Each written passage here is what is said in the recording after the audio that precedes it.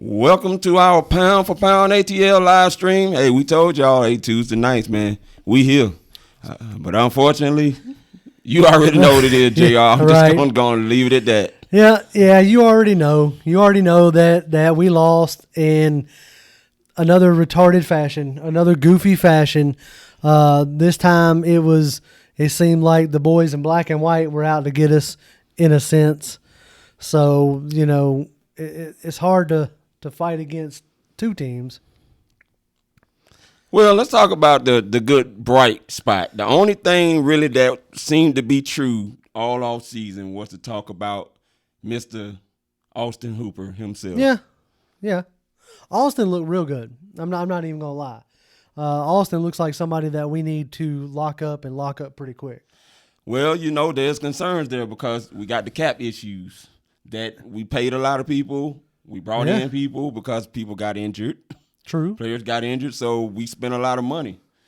Well, yeah, I mean, right, but you're gonna have to get creative. Whether it be Thomas Dimitroff or whoever might be here afterwards, you're gonna have to get creative in doing the cap numbers. But that's why these guys get paid. You know what I'm saying? That's why they get paid millions of dollars.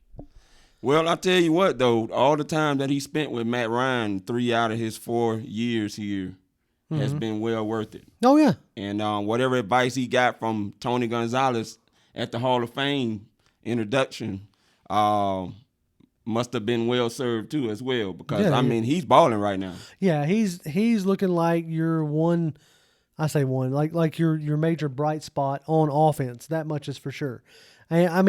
Look, Matt Ryan has finally settled back in to being the Matt Ryan that we're used to seeing, the consistent player that we're used to seeing. Julio Jones is a freak. We all know that. Yeah. But outside of those two, you haven't had much to really hang your hat on. Calvin Ridley's been kind of quiet as far as like what we saw in his rookie season. Yeah. So he's suffering like a little sophomore slump-ish. So with that being said, Hooper has really stepped up. Yeah, Ridley has been sprinkling in here and there, but nothing splashy like you would hope that it would have been the first 5-6 games in. But, he still scored a touchdown in this game. Matter of fact, speaking of touchdowns, 2 games now, they put up 30-plus points. They have. They put up 30-plus points, like you just said. The offense itself is looking to be a little bit more cohesive. Yeah. It seems like even Dirk Cutter himself is calling some more creative plays. Mm-hmm. And imagine that. You get more creative, and we're scoring 30-something points. Yeah, when your back's up against the wall, you can definitely tell that Sunday they were bringing out all the stops on offense. Yeah.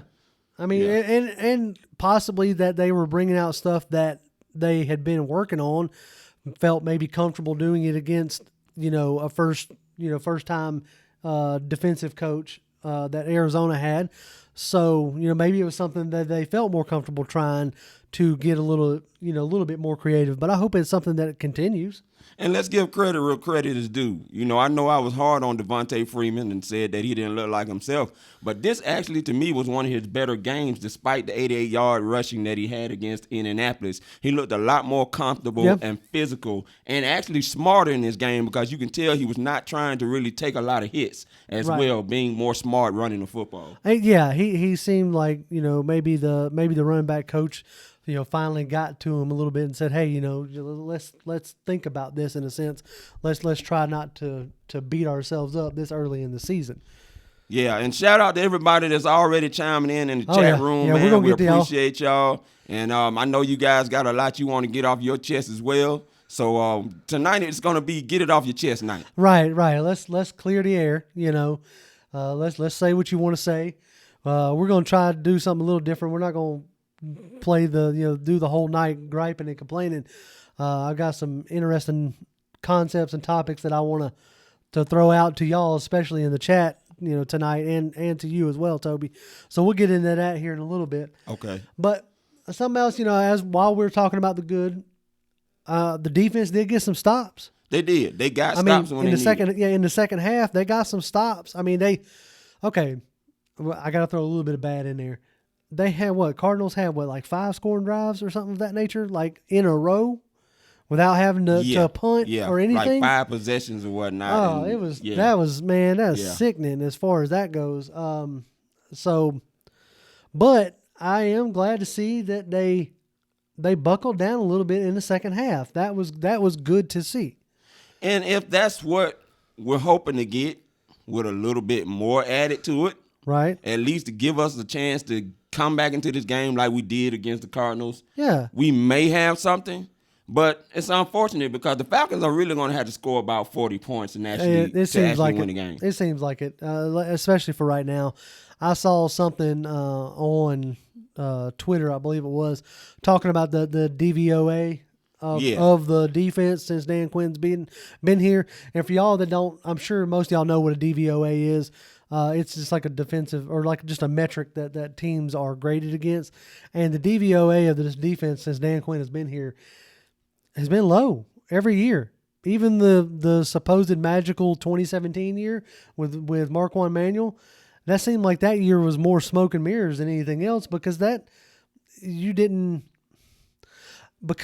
have a ton of defensive possessions because the offense was grinding out their offensive possessions, which they have been doing since we won. Right, and so that made 2017 look better, I think, than what it actually was. Yeah. So let's go ahead and take some comments from the chat here. Let's see. We can go back up to the top. Wayne Bolden says, fire Dan Quinn. Yeah, that's probably going to happen. If things don't change, that's probably going to happen. Cody Paul, what's up, Cody? Says, so did Sheffield. Dude has got some dog in him. I have been enjoying the way Sheffield's playing. And I like Sheffield from what I saw from him on special teams. Yeah. And he actually looked like he was more hungry for a role in his defense in that game. Yep, he looked much better. Let's see. Wayne Bolden says, stinking for Lincoln. All right, that's something I want to touch on real quick because I've seen that popping out a lot, okay?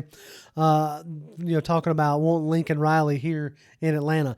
Let me go ahead and call it, guys. If Lincoln Riley was going to transition to the NFL, he would have done it last year. He would have followed Kyler Murray, so to speak, to Arizona. Yeah. And if you don't think Arizona reached out to Lincoln Riley before contacting Cliff Kingsbury, I think you'd be fooling yourself.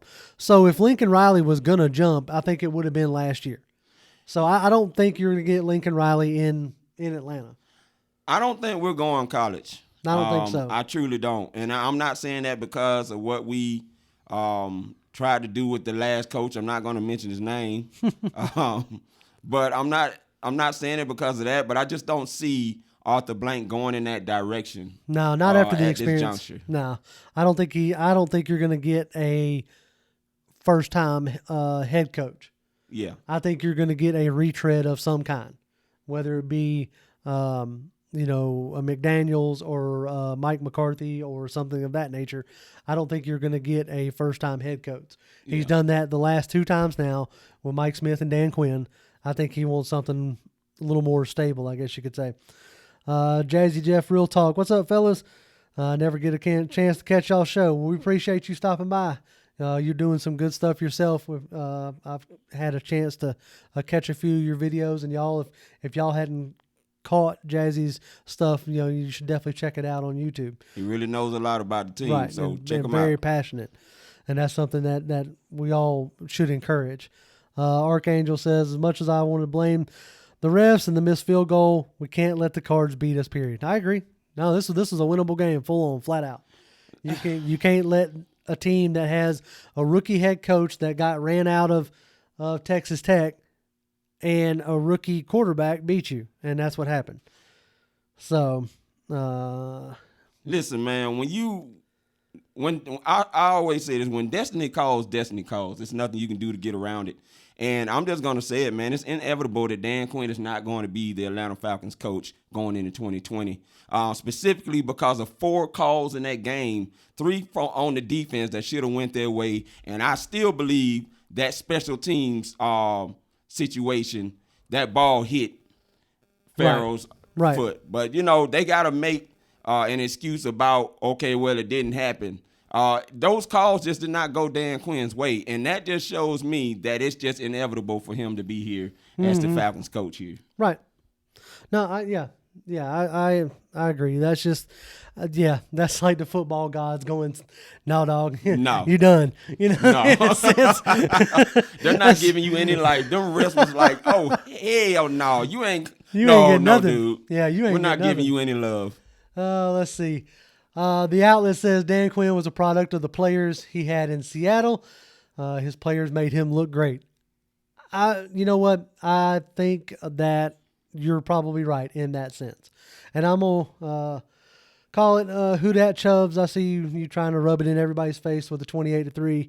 I would politely ask you to maybe calm down with that some. Thank you. But back to like Dan Quinn in Seattle. Yeah, I think honestly, if I had to take a look at it, all right, I have an analogy for you if you like analogies. Oh, let's do it. Okay. Do you know what the difference between a chef and a cook is? The difference between a chef and a cook is that a chef can look at a whole bunch of ingredients and go, man, I can make this awesome meal. Yeah. Okay. He knows that this tastes good, that tastes good, and all this tastes good together. A cook, on the other hand, can follow a recipe. Mm-hmm. And they can do it good, and they can do it every time. But all they're doing is following a recipe. Right. Okay, so if you apply that to Dan Quinn, I feel like that Dan Quinn is a good cook, not a chef. He's taken what he's learned from Pete Carroll, Will Muschamp before him, and all the other defensive coaches that he's been under, and is applying their recipe to football, okay? And when that recipe is no longer appealing to the customers, a la the rest of the league has figured it out, Right. now he's tasked with coming up with his own recipe. And you're seeing that product this year, and it's not a good product. It's not anything anybody wants to eat. You see what I'm saying? Yeah. You know, No, that's unfortunately, I feel like that's the way that Dan Quinn is a good coach, is a good teacher. He's not a good schemer. Yeah. He doesn't know how to build a defensive scheme. One of the brilliant things about Belichick up at the Evil Empire is that he can scheme to whatever he needs that week. Yeah. That's what makes him different. That's what makes him special. Okay. And he can take, he takes your biggest weapon and takes it away from you. And no matter what that weapon is, he can scheme his defense to do that. And that's what he's going to do. Right. And you can't do anything about it. Exactly. He's daring you to beat him with other players and with other positions. Okay. Dan Quinn is not that guy. Dan Quinn is taking what he knows and trying to apply it. Now it's no longer working.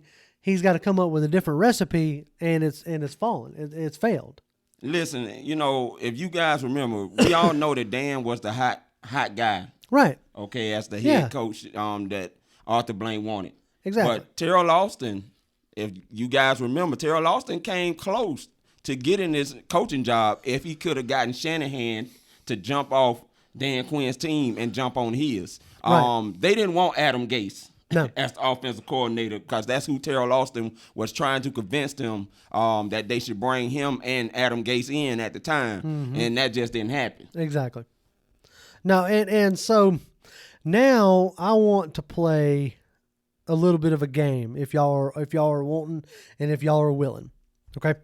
What I want to play is I put out a tweet earlier today talking about how it was either today or yesterday talking about how we all love to pretend to be GMs and love to pretend to be coaches, right?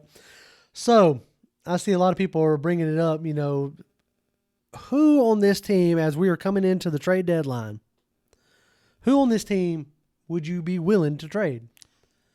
Mohamed Sanu. Man, it didn't take you long. No, because it was already on my mind. And not for bad reasons. Right. It's because at this juncture, the talks were already brewing up in the offseason about trading Mohamed Sanu, and how ironic Arizona Cardinals was one of the teams that they were looking into, but they probably couldn't get what they were hoping to get trading Mohamed Sanu, so we kept him. But just like the situation with Tony Gonzalez, remember in 2014, because we were sucking so bad, there was rumor mill that he wanted to be traded, Right. and they just would not do it. Exactly. They wouldn't allow him to be traded. Right. I'm thinking this time you should willingly allow Mohamed Sanu to go somewhere where he can win. I think so. And, I'm going to say something, and the chat might melt down. I almost feel the same way about Julio Jones. Okay. And it's not that I don't want him on his team. Right. By all means, I want him to retire a Falcon. Okay. But I also want the man to win. And I agree. You know what I'm saying? With you. I want him to win too. And so in that aspect, I would like to see. My big fear is that at the end of this season, you clear house. You get rid of all the coaching staff, you get rid of the GM, and essentially you got to start over. Yeah. And what happens when you start over? Generally, it takes a little while to, get back into winning ways. Yeah. Detroit is just now starting to kind of look like Detroit again. Now, granted, Aaron Rodgers up there with Green Bay and Matt LaFleur, they're off to a good start. Right. So, but that's not normal. Right, but Aaron Rodgers also doesn't have to carry the load anymore, and you're seeing that Matt LaFleur is taking a lot of that load off of his hands. Exactly. Right now with a running game. They actually have a running game. Right, exactly. And so they're 5-1, I think is what they are. 5-1. And so even with the vaunted, Shanahan that we all love now, it took him 3 years? Yeah. To get going down there, and oddly enough, what got him going is getting a defense. Right. Okay. So nobody wants to talk about that on Twitter. And John, you know what I'm saying? John Lynch is not going to play that. Yeah, right. He comes from a defensive team in Tampa Bay. Yep. And I have to give it to him. I didn't think that he would be able to pull it off, becoming a GM for the first time in San Francisco. He's pulling it off. Yeah, he's looking real good as far as that goes. Let's see what somebody's Matthew Franklin says, free Sanu. I agree. We could send Sanu to maybe somewhere like Kansas City or something like that. That would be interesting. That's people you've traded with before, right. So maybe you can get some. Everybody's over here, true font and true fake. What? After we play Los Angeles this week, we could trade him to them because they done put Keep Talib on IR, and then today they traded Marcus Peters. Yep. So they could be in need. A lot of people are saying Beasley.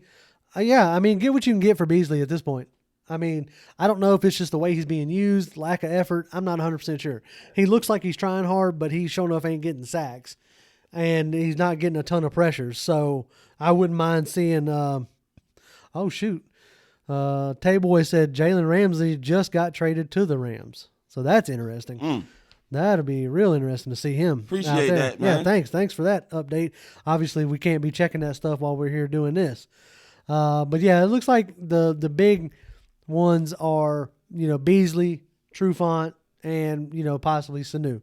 And somebody put out there Freeman, too. Freeman's got, but I don't know if you're going to unload his paycheck. That's the thing I think that's going to stop you from being able to trade Freeman. Okay, somebody said Sanat. That's an interesting thing. If you ain't going to use him. Right, they're not using him. If you're going to leave him on inactive. Yeah, he's collecting dust. Right. Why not get something for him? Yeah. You got a 3rd-round pick just sitting on a bench for unknown reasons at this point. Right. I'm assuming it's Tyler Davison, but that's just me assuming. Right. You're not giving him play, so might as well get something out of him. You already traded Duke Riley, and oddly enough, the Eagles cut Zach Brown today. Yeah, they did. So I wonder if you're going to see Duke Riley now make a showing up there in Philly. Let's see. Ghost Pepper says, he's commenting to somebody else there. Quinn has the keys to the drafting department. No, I agree that, look, if there's one thing about possibly keeping Dimitrov is he's proven that he can work with coaches. Yeah. So whoever you bring in, whether it be a first-time head coach, whatever, as long as they got a clear vision of what they want, Dimitrov seems like he's at least gets them those type of players. Yeah. Now, the quality of those players may be questionable, as it now seems like the James Carpenter, Jamon Brown might not have been the greatest signings.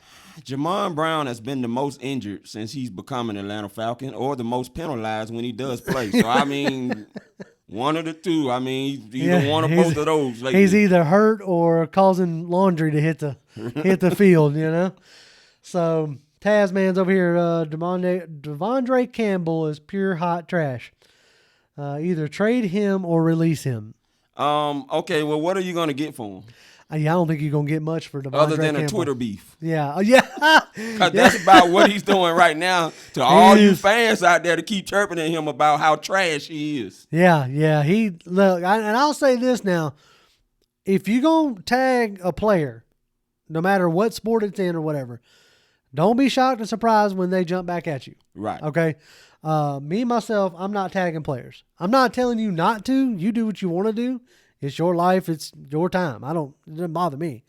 But I'm just saying, I don't blame Devondre for jumping back or clapping back because, I mean, even as a professional, somebody telling you suck, that's still going to get you. You know what I'm saying? But that's still gonna get a rise out of you, ain't it? And that's true. But just like Coach said, and shout out to Feli Sports, the Don and Coach, by the way, man. I saw Coach put out a tweet about how dumb it was for Devondre Campbell to do that because you don't hear Vic Beasley with all the bashing he gets doing it. Matt Ryan has gotten bashing since he became an Atlanta Falcon in 2008. None of these other players are doing that but you. Right. In that aspect, I agree. I agree that it's not professional by any stretch of the imagination. What did Cam Newton get killed for after the Super Bowl? Acting unprofessional on the stage. Yeah. Right? He didn't want to do the interview. Right. He didn't want to do the interview. He didn't want to be there. He didn't want to do it. That's part of why you make millions of dollars. Yeah. Okay? Full on. That's part of why you make it.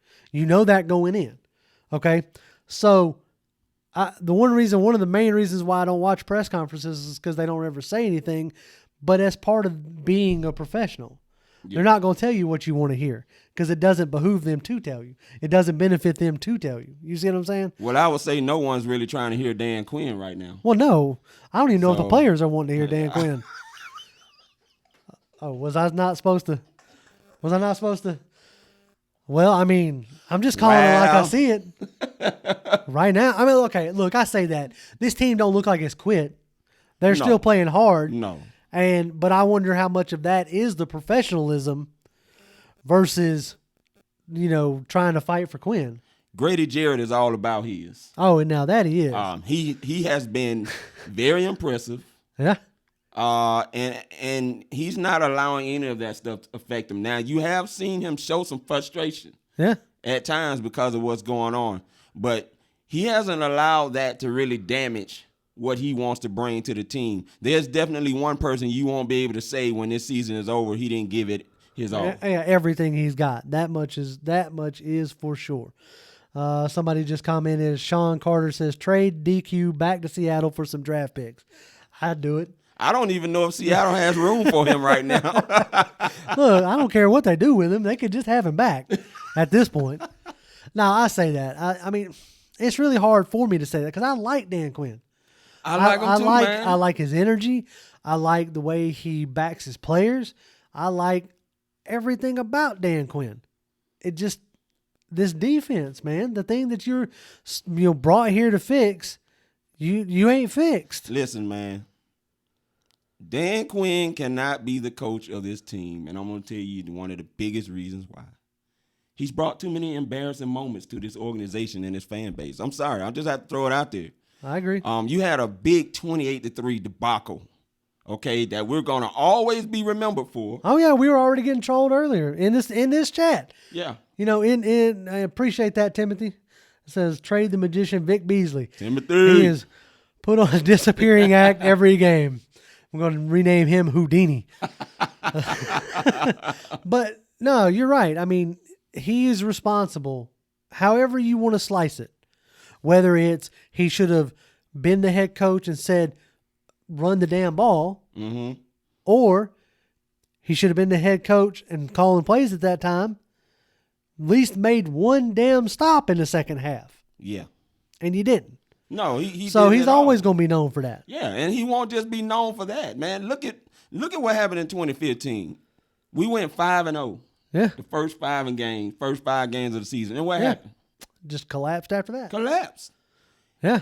And now even though we fought in 2017 to prove to everyone that we weren't in a Super Bowl slump. Yeah. After that 28-3 debacle. Mm-hmm. Okay, now you get to this year. And this defense has been the most embarrassing defense to watch. Not only as Arthur Blank, and I know this is probably shocked Thomas Dimitroff at what's going on. Everybody's shocked right now. Because look, flat out, this like however you want to slice it, this is Dan Quinn, full on. Dan Quinn is the defensive coordinator. Mm-hmm. Dan Quinn, whether through Thomas Dimitroff and or whatnot, has picked all these players. Yep.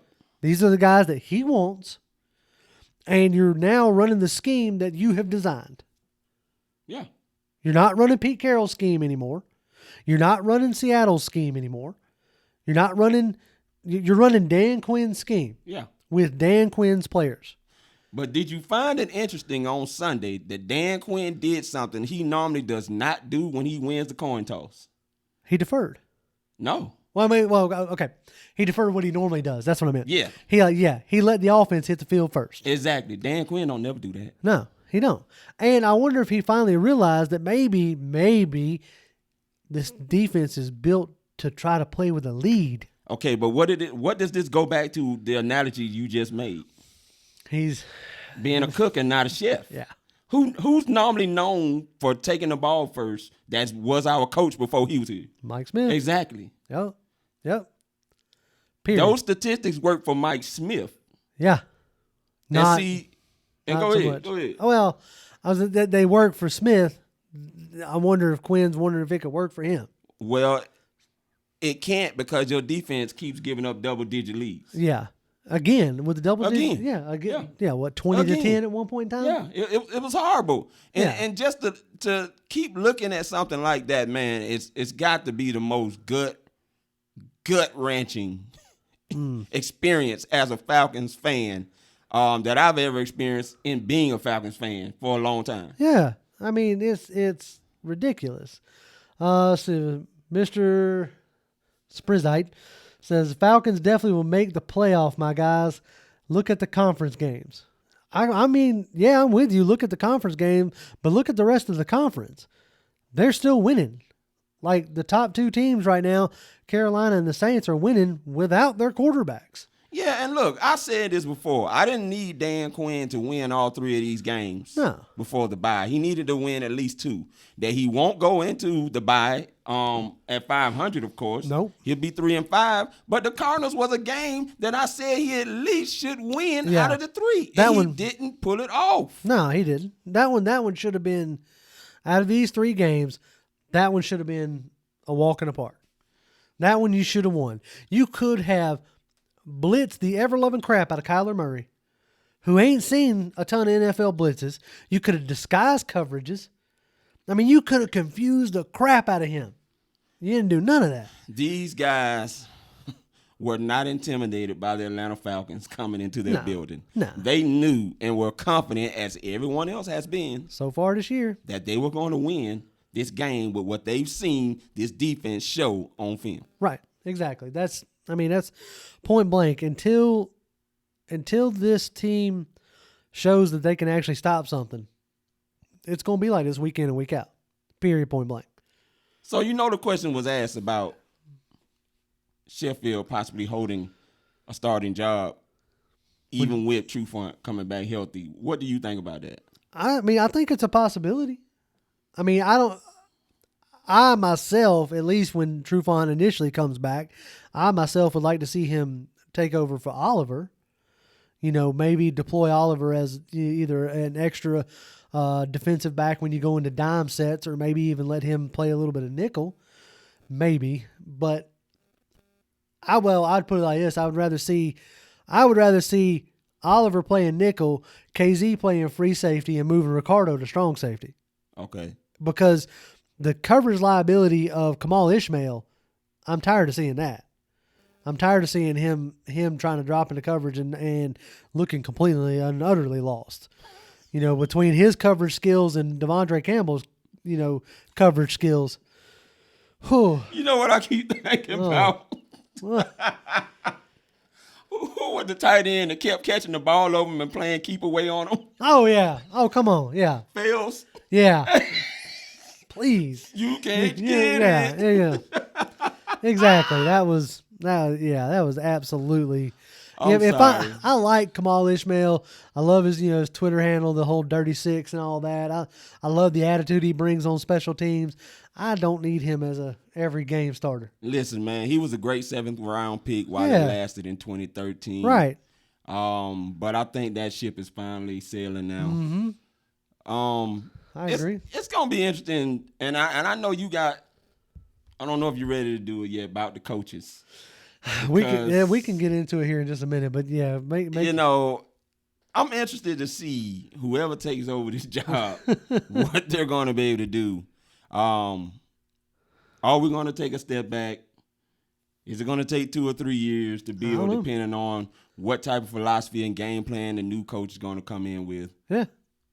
Or can they get it going like Mike Smith jumped in right away after that 2007 debacle with all the stuff going on with Vic and all stuff that, like yes. that, and actually propel us to a 5-winning season for this organization? I mean, it's possible. I think it really depends on what coordinators you bring in. And that's kind of the point I wanted to make, as far as that goes, is one of the names that the situations that jumped out at me as far as like possibly new coaches, if Arthur Blank wants to go with tried and true, somebody who's established, I think your bet is going to be probably a Mike McCarthy or Josh McDaniels. So I think that would be his top choices. Okay. McCarthy, obviously an easy choice because he's a free agent right now. Right. McDaniels is a little harder because you'd have to lure him away from the evil empire. Okay. Yeah. So that's that there. But if you're going to go again with a first-time head coach, why not go with a special teams coach? Okay. I brought this up last week. Yeah. Okay. For y'all that was here last week, I brought this up last week about having a special teams coach as the head coach because, for one, they're used to work with both sides of the ball, offensive and defensive, and they're used to working with not the cream of the crop talent. Okay. So they're having to develop the lower round, your 6th and 7th round picks. You see where I'm going here? Right. You're having to develop, and they know the value of that development. Okay. They're not in their own heads about, oh, this is my scheme, this is what we got to do, kind of thing. Okay. So one name that popped up to me was his name is Brant Boyer. All right. Okay. He's a special teams coach of the New York Jets. Now, you want to ask me, JR, why would you want anything from the New York Jets? And I was getting ready to ask you. I know. I saw it in your eye. Yeah, it was on. I saw it. I'm glad you can right. read my eyes, my mind. Right? We've been doing this long enough now. Why would I want anything from the New York Jets? Okay. In the last 3 years, the New York Jets special teams has ranked in the top 10. Okay. Last year, they were the best. Okay. Period. Okay. And when they got rid of Todd Bowles, he was the only coach kept when Adam Gase took over. Okay. He's played in the league himself, so he understands what it's like to be a player. He bounced around. He was a special teams ace himself. And I think that he would make good hires. Well, okay, the hires that I would want him to make, and somebody's already mentioned his name, Sean Carter said, what about Rex Ryan? I would take Rex Ryan as my defensive coordinator in a heartbeat. Yeah, I would. I don't want Rex Ryan anywhere near my head coaching job because he gets a little full of himself.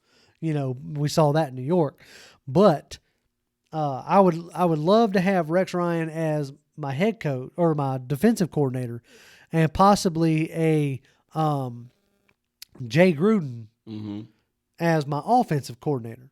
Okay. So you give me a pairing like that with Bruce Bryant as the head coach. Yeah, okay. And I think that's a situation that could work. What do you think about something of that nature? I wouldn't be objective to it. I mean, I don't know much about him, but I'm definitely now going to be going and looking into him since you mentioned his name. Yeah. I definitely would like to see. I would encourage any of y'all to check him out for sure. Now, of course, you know me, myself, and what I'm going to say is, and I've been harping on this for a little bit, is Mike McCarthy. Yeah. He's proven he's won a lot of games. Yeah. Many would say that he underachieved. I think Stephen A. Smith, I've seen where he said that he felt McCarthy underachieved with a guy like Aaron Rodgers. I think so. Okay, you had him for 13 seasons and whatnot, and you only went to one Super Bowl. But what you have to understand that I do love about McCarthy is he knows how to win a division. True. Which we haven't done in quite some time. No, we haven't. Okay. I would appreciate that. I would definitely appreciate somebody knowing how to take control of a division. Yeah. Because Dan Quinn definitely doesn't seem, he does good against the division. Yeah. But we ain't won the division enough with him being the head coach, that's for sure. Appreciate that, Bug. It says this is one of the best live streams y'all have done. Thank you for that. I appreciate it. Right on. But so, okay, I'm seeing a lot talking about, not really wanting Mike McCarthy. I can understand that. His time at the end wasn't very good. His clock management wasn't very good. He never really did field a great defense. Had they had a better defense, maybe they could have done more. And that's part of what has helped Green Bay get to 5-1 this year. Mike Pettin has got that defense turned around. Yeah. So, and they're running the football. Yeah. Which is helping your defense out tremendously, keeping them on the bench and getting rest. Right. And now somebody brought up Mike Tomlin. I don't know why. I mean, I guess the rumors are circulating around bad that Tomlin's out in Pittsburgh or something. Mike Tomlin impressed me what happened the other night. I mean, you win a game with a third-string QB, essentially, coming in that game. And see, this is what real coaching does. Yeah, thank you. At his finest. Thank you. So we may not get him if he can at least manage to get that team. I think if they get 7-9, he stays. I think so. I mean, you lost your starting quarterback. Yeah, and then you lost the guy behind him. Right. Now you're down to your third-string guy. What you going to do with your third-string guy? Oh, you're going to beat the Chargers. That's what you're going to do. Exactly. That's exactly what you're going to do. Can I sidebar for just a second? Do it. Why don't the Chargers get more flack than they get? I don't see anybody nationally killing them. They've perpetually underachieved with Phillip Rivers as the quarterback. Well, I don't know. But, I'm to throwing me, it out there. The Atlanta Falcons is just that team that everybody likes to harp on. It is. Regardless, it doesn't matter who else is doing bad, who's doing good. They love to harp on the Atlanta Falcons. We are the laughing stock of the NFL. I don't care how you look at it. We just are. Yeah. Especially this season for sure. We are for sure the laughing stock. Like I said, to a point we had a troll in our own daggum chat, But let's speaking of the chat, let's go. We hadn't heard from them in a minute. Y'all have to forgive me. I'm using my phone because I should have my glasses on, but I don't. Anyway, says Wayne Bolden says Mike McCarthy is too old and out of sync for today's game. Possibly, I don't know. He's only been out of the game for a year, just this year.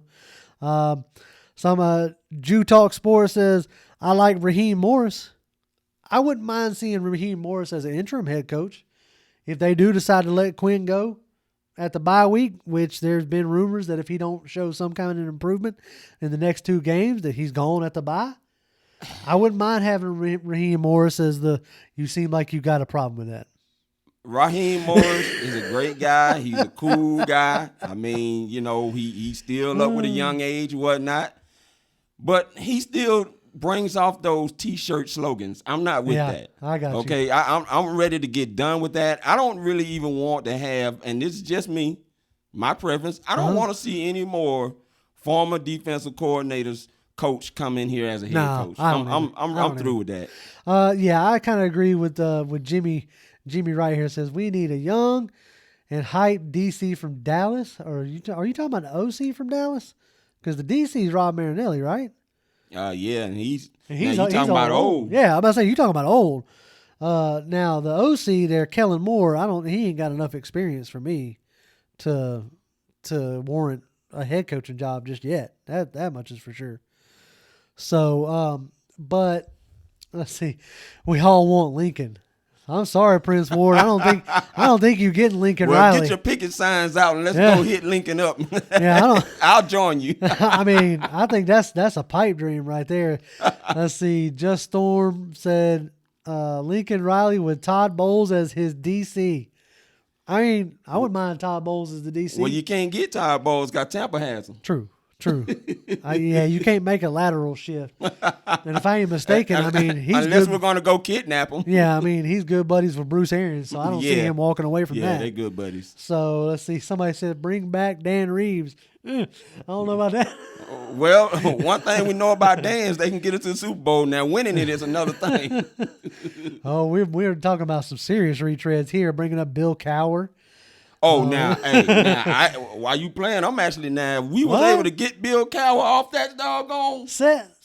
Come on, because I always tell you what I tell you. If we have a coach that'll get in your face type of coach, you know Bill Cowher would. He don't care nothing about who Matt Ryan is, who Julio Jones is. If you stinking it up, he gonna get in your face and he gonna cuss you out. Yeah, I mean, but I don't know. There ain't much stress on a TV set. No, I think he's already. There was an article that came out on The Athletic that he loves that he doesn't have a lot of the stress that he gets with football life. Right. So he's probably not gonna. Lovie Smith. I love you, Smith, but no, I don't want you as my coach. Okay. Somebody said bring back Mike Smith. No, I'm good on that one too. Did y'all not remember how many times we beat Tampa? Okay, I understand. See, because we opened a wormhole with this retread. Yeah, we did. So you guys are punching us in the face. Okay, I'll accept the punches. Okay, I'm gonna bring up some other names here. What about Jim Mitchell? He's an older guy. Okay. Been around about 40-something years of coaching experience with Pittsburgh. He's their assistant head coach. If there is a cleaning house up with Tomlin, I wouldn't mind maybe giving him, I don't know, a head coaching role or not, but at least a big advisor role. He's got a lot of experience. I like that.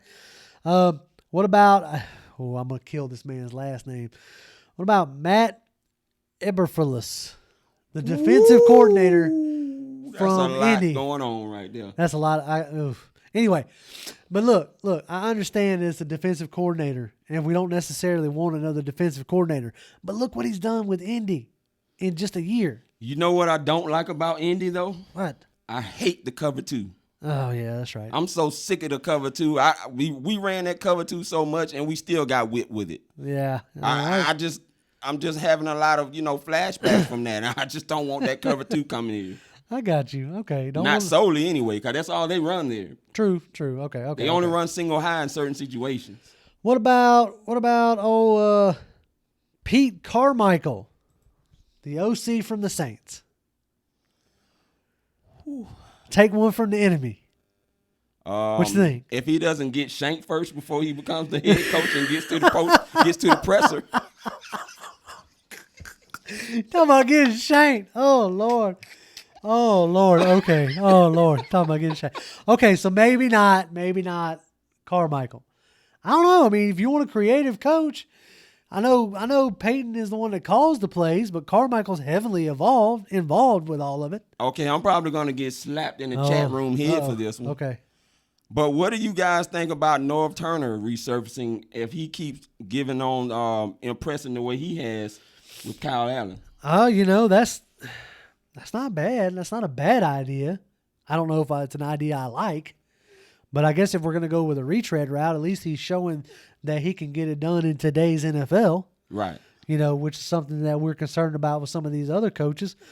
Juice Talk Sports brings up the OC from the Chiefs, Eric Bellamy or Bellamy. His name is hard for me to say. Eric. We're just going to go with Eric. Try Eric. Yeah, Eric. Yeah. I don't know. I mean, the last couple of games he's looked.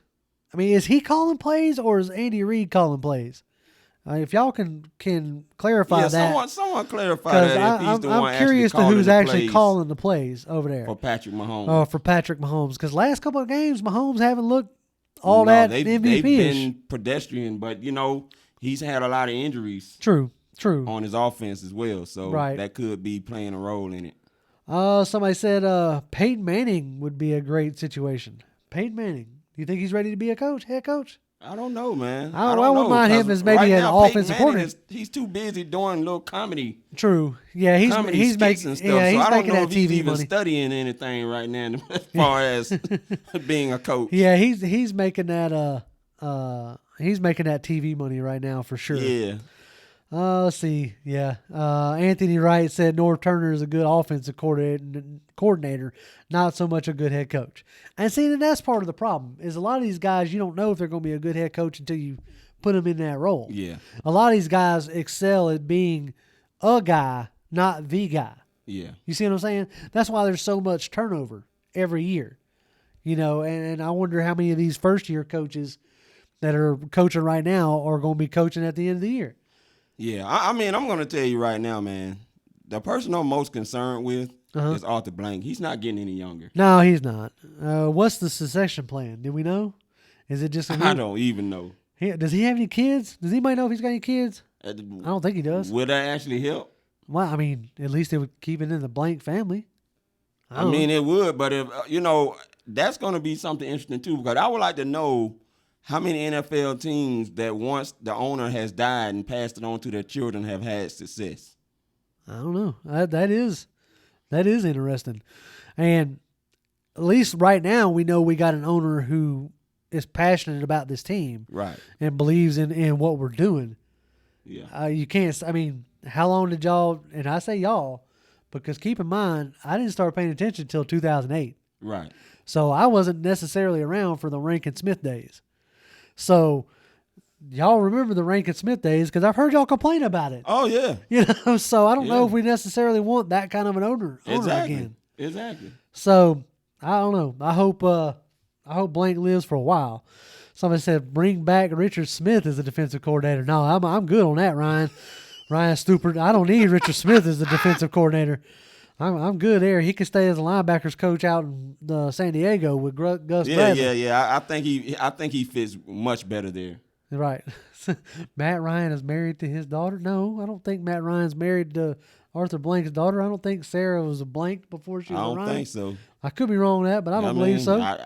It's a possibility. I don't know though. Yeah, somebody said said no, Sarah's from PA.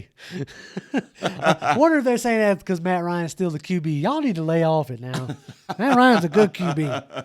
I will defend my QB even when he is throwing That's 7 right. picks. You see, I got this number 2 on.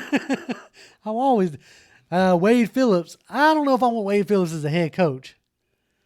I mean, I don't know if that stress could. Same thing with Kubiak. I saw somebody talk about Kubiak earlier.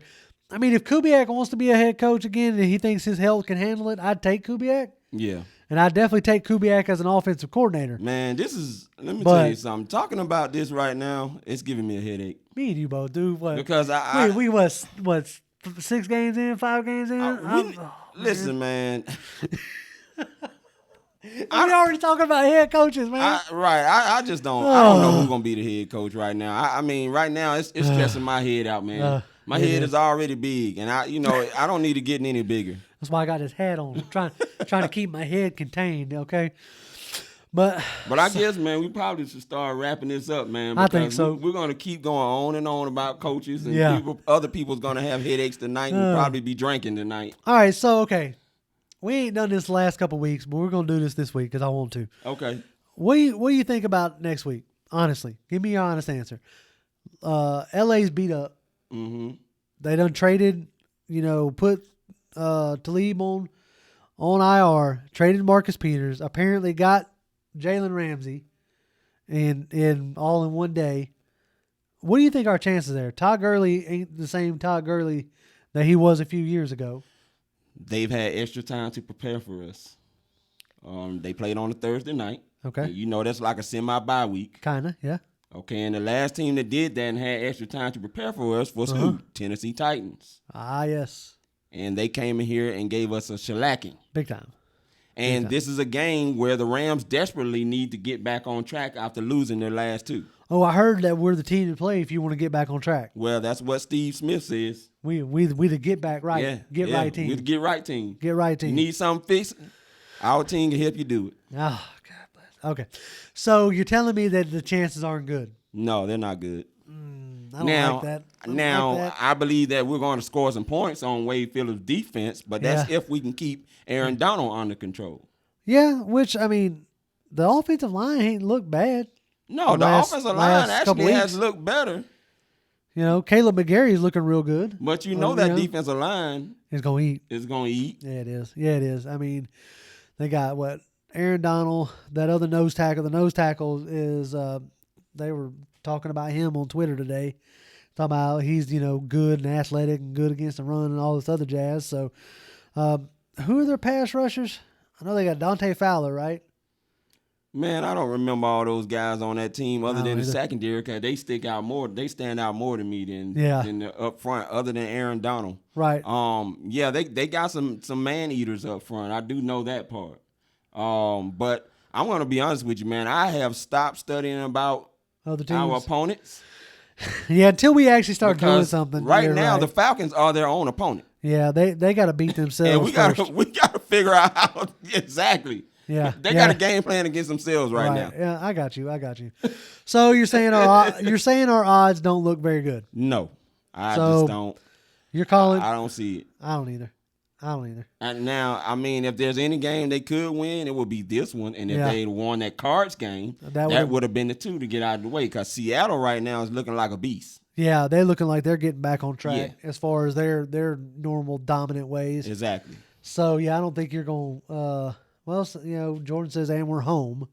Yeah. So generally, West Coast teams traveling east don't fare as well. So and this is true, but I'm going to tell you right now, if you thought that the crowd was booing at that Tennessee game, God bless. Especially when you have a lot of fans that really want Dan Quinn gone since we lost the game against the Cards. Yep. Them boos, whoever's in there, because I don't know how many people going to be in there. It's going to look like a ghost town. I feel like start. Yeah. Those boos are going to be ringing loud, and that's not a good look for us. No. Okay. So, all right. Well, you calling we're going to lose. I don't see us winning. I hate to be the Debbie Downer. Guys, I'm so sorry. Listen, I'm not going to give up on supporting my team. No. I don't care if they win or lose. No, we're going to be back here next Tuesday. Win or lose, it don't matter. But it's just right now, you're just not confident in what you're seeing. This defense, the offense has been doing much better, but this defense still continues to trend doing the same things they've been doing since week 1, other than the Philadelphia Eagles game. Right. That's the one outlier. Yeah. That's it. We came in on here after that game was like, oh man, we're going to do something. We're going to turn it around. No, that was the outlier. Okay. Well, it is what it is. Hopefully we'll be talking about a win next Tuesday. Yeah. And if not, we'll keep going down the coaching rabbit hole as we've been doing. You guys can continue to join us at 7:30 on Tuesday nights. That's it. Yeah, just around 7:30. For those who want, the podcast is available. This same recording will be live as a podcast and downloadable from Stitcher, from Spotify. We finally got approved on iTunes, so you can get us on iTunes and Google Podcasts. So all that stuff is available there. You can find us there, or you can just come back here next Tuesday and watch along with us, or watch after this thing goes live, archives or whatever. For those who have tipped us out on Super Chat this week, we really appreciate y'all. Thank you, guys. That means a lot to us. For those who want it, you see my shirt here. That link will be in the show notes, the pound for pound shirt, if you want one. And I think that's about it. All we got to plug on that. And hit us up on Twitter, man, if you want to continue this conversation, because me and JR, we tweet in the middle of the night sometimes when we feeling it. Exactly. I'm Toby D. 1991. And I'm Grim 1128, and that's with 2 M's. That's GRIMM 1128. You can find us on Twitter. Those links will be in the show notes as well after this post. But that's all I got. Not all you got. Yeah, that's it. All right. Well, as always, Falcons fans, rise up.